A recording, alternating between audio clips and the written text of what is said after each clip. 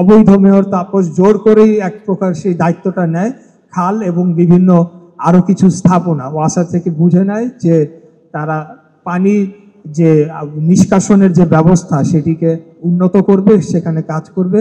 অথচ আমরা দেখি এবং সেখানে একটি বড় রকমের প্রায় 900 কোটি টাকা, আমি যদি ভুল করে না থাকি, এরকম একটি বড় রকমের বাজেট বরাদ্দ দেওয়া হয় এবং তার মধ্যে প্রায় 300 কোটি টাকা খরচও করে ফেলা হয়। তো আজকের দিনে এসে আমরা দেখলাম যে সিটি কর্পোরেশন কি কাজ করেছে তার নমুনা আমরা দেখেছি যখন কিছুদিন আগে ভারী বৃষ্টিপাত হলো। ডেঙ্গু সমস্যা আপনারা সকলেই জানেন, এটা একটা বিশাল বড় সমস্যা আমাদের জন্য।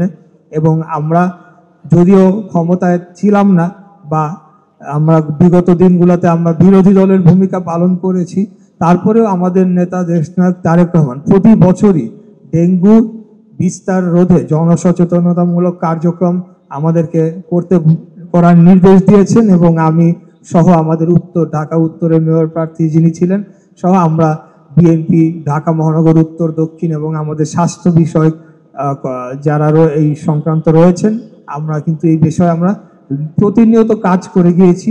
বিগত দিনে বাংলাদেশে আমাদের বিচার ব্যবস্থার কি হাল ছিল, আমাদের কোনো বিচার পাওয়ার বা সুবিচার পাওয়ার কোনো সম্ভাবনাই ছিল না। কিন্তু 5ই আগস্ট ছাত্র জনতার এক গণ অভ্যুত্থানের পর সেই সুযোগ তৈরি হয়েছে, আমরা সেটি নিয়ে কাজ করছি। বিষয়টি সেটি নয়, বিষয়টি আসলে মেয়রের চেয়ারে বসা বা মেয়র হওয়া এটা আমার কাছে ব্যক্তিগতভাবে খুব বেশি গুরুত্বপূর্ণ নয়। আমার কাছে গুরুত্বপূর্ণ বিষয় এটি যে জনগণ যেভাবে আমাকে গ্রহণ করে নিয়েছিল সেই নির্বাচনের সময়।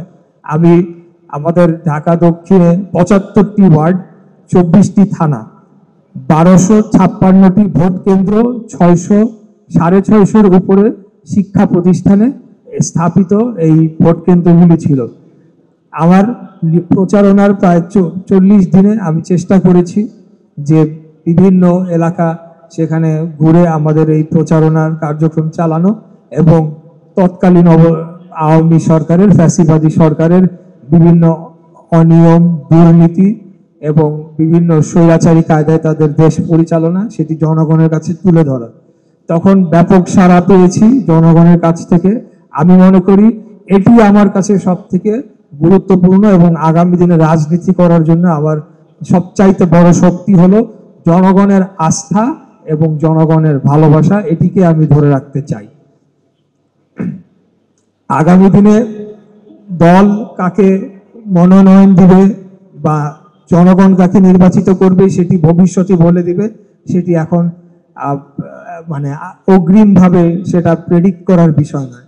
তবে এতটুকু বলতে চাই যে আমাদের দায়িত্ব এই শহরকে, এই নগরের বর্তমানে যে পরিস্থিতিতে আমরা রয়েছি, বিশ্বের অবসবাসযোগ্য অর্থাৎ বসবাস করার যোগ্য নয় এরকম নগরীর তালিকা যে করা হয়েছে, তার উপরের 10টি তালিকার মধ্যে সবচাইতে অবসবাসযোগ্য নগরীর তালিকায় 10টি যে নগরী, তার মধ্যে ঢাকার অবস্থান সার্বক্ষণিকই রয়েছে। এর